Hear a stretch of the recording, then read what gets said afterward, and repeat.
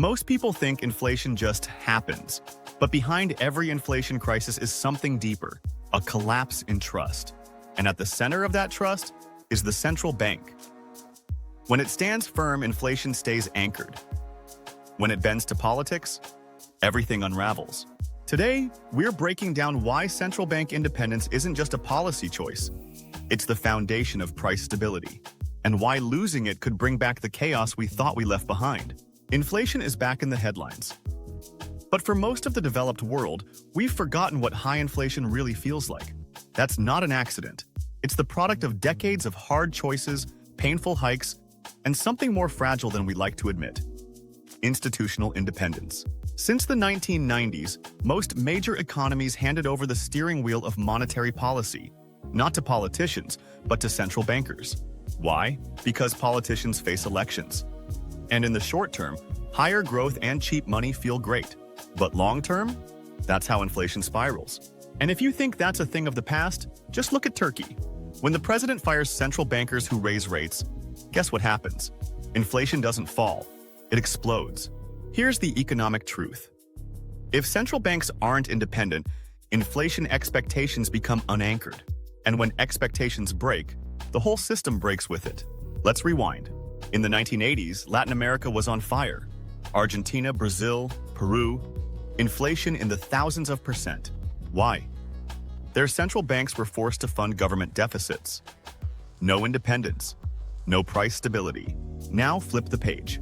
Germany's Bundesbank, the US Fed under Volcker, the post-1997 Bank of England, each had the independence to say no. No to pressure, no to printing, and in doing so, they rebuilt trust. The data is clear. Countries with independent central banks almost always experience lower, more stable inflation. A landmark study by Alesina and Summers found this. The more independent your central bank, the lower your inflation, without sacrificing growth. That's the key. We don't need to choose between price stability and prosperity. We just need to keep politics out of the monetary machine. Even the IMF says it. Central bank independence is critical to winning the fight against inflation. But what happens when you don't protect that independence? Zimbabwe printed money. Venezuela printed money. In both cases, inflation crossed 50 million %. Turkey is the modern warning.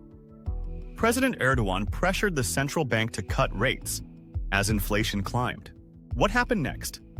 The lira collapsed, inflation hit 80%, and investors fled. This isn't ideology, it's math. Lose independent rate setting and inflation expectations become a guessing game. And capital runs from uncertainty.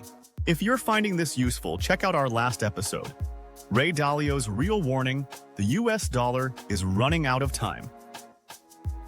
Because once you understand the role of central banks, you start to see how everything, from debt to currency power, is connected. There's a new threat. It's not just populism, it's like fiscal dominance. Governments are drowning in debt. And when servicing that debt gets expensive, suddenly they need interest rates to stay low. But here's the paradox. The more they pressure the central bank to keep rates low, the more inflation rises. And the more inflation rises, the more the central bank needs to raise rates, or lose credibility entirely. This is the trap.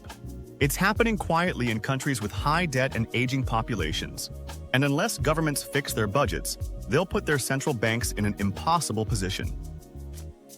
Print money, or crash the bond market. Now, let's be clear. Central bank independence doesn't mean zero oversight. It means policy decisions, like interest rates or balance sheet actions, are made without short-term political pressure. But in return, banks must stay transparent, focused, accountable to long-term goals, like price stability. When that balance works, inflation stays low, borrowing costs stay fair, and trust in the currency holds. Lose it, and everything from mortgage rates to food prices becomes a political battleground. This is about more than rates and recessions. It's about protecting the one thing every economy depends on: trust in the value of money. Because once people stop believing their money will hold its value, they stop saving, stop investing, and start running for the exits. That's why central bank independence isn't some niche policy. It's a firewall. And in a world where trust is eroding fast, we can't afford to let it burn down. If you want to understand where inflation is really headed and how central bank trust ties into it all, make sure to subscribe and dive into our stablecoin deep dives next.